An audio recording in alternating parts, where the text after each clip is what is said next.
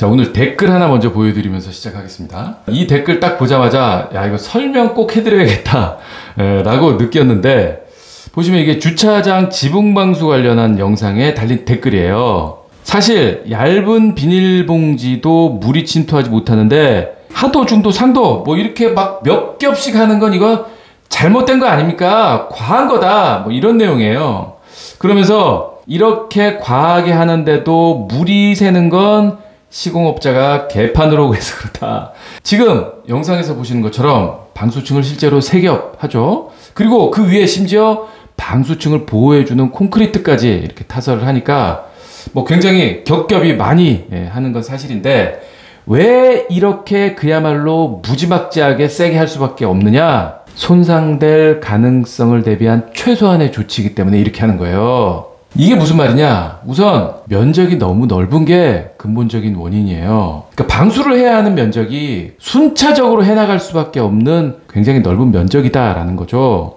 보세요. 현장 전 바닥이 다 주차장이잖아요. 그러니까 저걸 뭐 한 번에 다 할 수는 없는 거고, 어디선가는 반드시 끊어서 할 수밖에 없다라는 거죠. 그러다 보니까 일정 구획을 나눌 때 이어지는 부위, 이렇게 쭉 지금 보호 콘크리트도 끊어놨잖아요.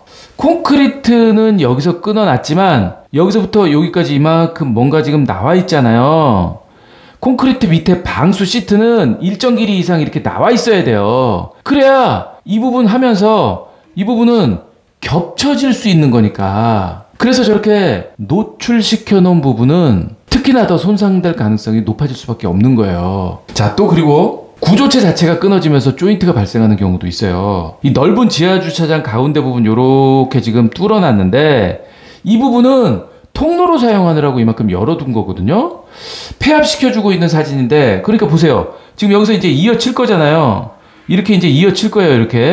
이렇게 이어치는 이 라인은 구조체 자체가 붙은 거잖아. 조인트가 생기는 부위잖아요. 움직이면서 이게 균열이 생길 수도 있는 거고, 그러면서 방수층이 함께 찢어질 수도 있는 부위인 거죠. 실제로 보세요. 이렇게 이제 부직포로 붙여놨는데 이게 요 밑에 골조 자체가 이렇게 조인트로 형성된 부분을 보강하기 위해서 이렇게 붙여놓은 거예요.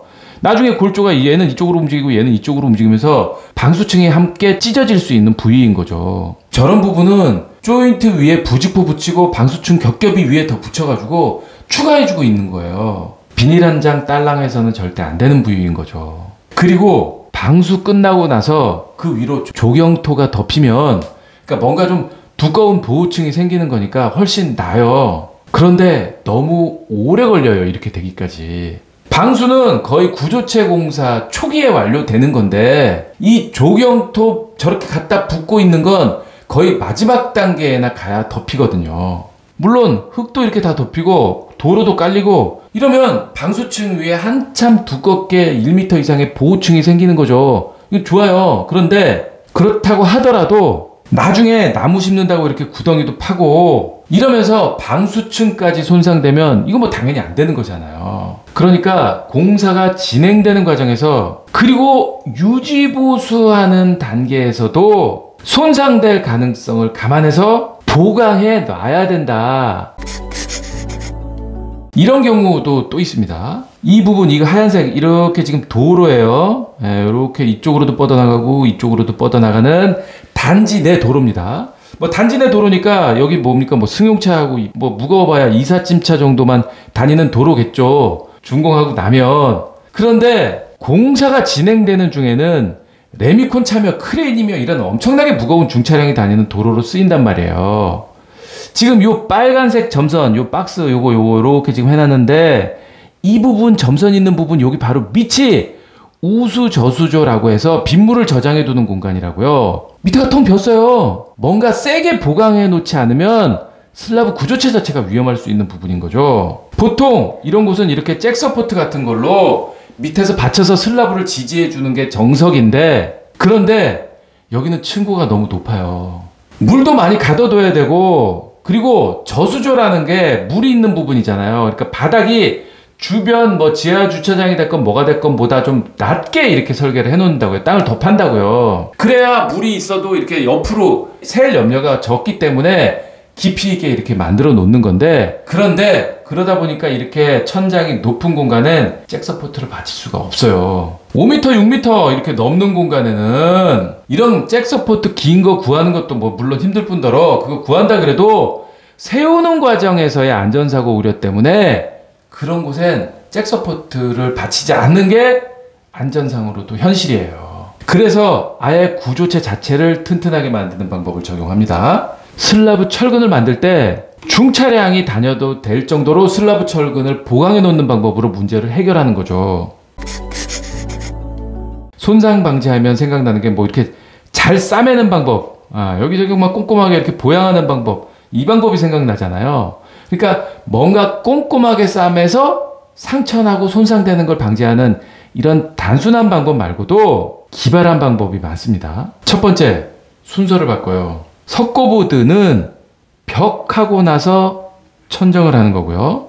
도배는 반대로 천정을 하고 벽을 합니다. 세대 내부에 보면 벽이고 천정이고 석고보드가 들어갈 일이 많잖아요. 한 번에 들어가서 벽, 천정 뭐 싹 다 하고 빠지면 효율적일 수 있겠지만 실제로 그렇게 안 하고 못 합니다. 실제 시공 순서는 벽을 먼저 시공하고 빠지죠.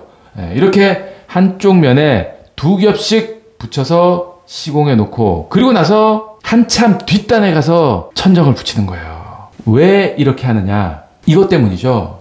이렇게 묽은 몰탈로 바닥 미장 작업을 하는데 이걸 방통이라 그러죠. 이러면서 시멘트 물이 세대 밑으로 이렇게 떨어지거든요. 그럴 때 천정에 석고보드가 있으면 어떻게 되겠습니까? 다 오염되고 뭐 난리가 날 거잖아요. 그래서 천정은 바로 이 방통 작업 끝난 다음에 그 다음에 붙입니다. 도배는 또 달라요. 천정 도배 먼저 하고, 그리고 나서 벽 도배는 그 다음에 두 번째로 하는 거죠. 왜 그러냐? 세대 내부에 뭔가 붙여야 될 게 엄청나게 많기 때문에 그래요. 천장 등기구도 설치해야 되고요. 문짝도 달아야 되고요. 그러면서 문짝에 들어가는 이런 각종 하드웨어들, 이런 것도 다 설치해야 들어가고요. 발코니에 또 뭐 도장도 해야 되고, 마루판 깔 일도 있고요. 이런 수많은 공정들이 진행되면서 벽에 도배지가 붙어 있다면 작업자들이 들락날락하면서 손상되고 오염되기가 너무 쉽잖아요. 그래서 천장 먼저 하고 다 끝난 다음에 벽 도배합니다. 카틀과 본틀도 똑같은 원리예요. 이렇게 가틀 먼저 해놓고 상처 나는 작업 싹 다 끝난 다음에 깔끔하게 본틀 시공하는 것도 공사 중 문틀 손상 방지를 위한 똑같은 이유인 거예요. 아스팔트 포장 지금 이렇게 하고 있는데 이것도 비슷한 방법이 여기에 숨어 있습니다. 아스팔트 표면 보면 이렇게 굉장히 좀 매끄럽고 입자도 곱고 그렇잖아요. 근데 잘 생각해 보시면 여기가 차가 다니는 도로니까 차량 하중은 하중대로 충분히 견디면서 표면은 고와야 될 거잖아요. 단면을 보면 알 수 있는데 맨 밑에 이 부분, 여기는 이제 아주 굵은 잡석이면서 층 자체도 두꺼운 150T 이렇게 들어가고요. 그 위엔 살짝 덜 두꺼운 입자이면서 100T, 이렇게 100T로 들어가는 거고요. 맨 위에 우리가 보는 아스팔트 표면이죠. 고운 입자면서 얇은 층 50T, 이런 식으로 밑으로 갈수록 이렇게 굵은 입자로 힘은 많이 받게 더 두꺼운 층으로 이렇게 하는 게 이제 한 세트인데, 이렇게 하면서 2번까지 여기를 먼저 시공을 해놓고 준공 직전에 가서 이렇게 3번을 하는 거예요. 부드러운 표면의 손상 방지를 위해서 3번은 나중에 하는 방법을 택하는 거죠. 인조 대리석은 또 다른 방법이 동원됩니다. 이렇게 좀 빳빳한 보양지로 잘 보양해 놓긴 하지만 그럼에도 불구하고 이게 좀 고급스러운 자재잖아요. 마감 자재에 상처가 생기면 이 판 전체를 다 갈아줘야 되거든요. 갈아야 할 일이 생겼을 때 이 신발장 있죠, 이 신발장까지 다 드러내게 되면 이거 뭐 완전 대형 공사가 되기 때문에 판재의 이음 부분, 이 부분, 여기를 신발장을 드러내지 않아도 되는 위치에 이음부를 두는 거예요. 그래서 얘를 교체할 일이 생기더라도 얘는 드러내지 않도록 신발장 그냥 두고 앞에 판만 싹 갈아줄 수 있도록 분할을 해 놓는 거죠. 여기도 마찬가지예요. 이 부분 이렇게 분할을 해서 이쪽에 신발장 있는 부분은 건드리지 않아도 되는 거고 얘만 드러낼 수 있도록 이렇게 하는 거예요. 그래서 오늘 결론, 모든 공정은 시공 중 손상도 감안해야 한다.